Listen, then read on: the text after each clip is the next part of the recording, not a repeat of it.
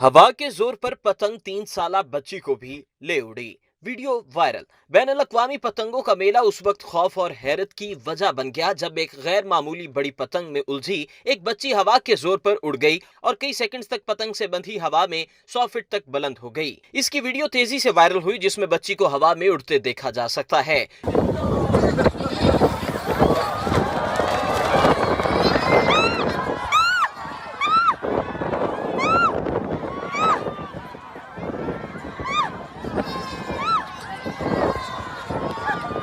इस मौका पर लोगों की तशवीश और घबराहट को भी महसूस किया जा सकता है।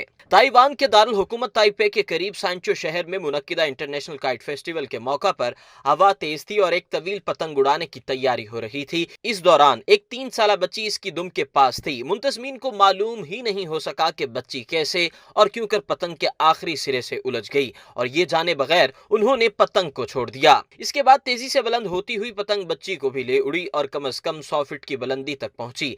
इस तरह 30 सेकंड तक बच्ची हवा के दोष पर उड़ती रही और इस दौरान पतंग ने उसे कई झटके दिए, लेकिन जैसे ही पतंग नीचे हुई लोगों ने इसे काबू कर लिया और यूं इसे नीचे उतारा गया।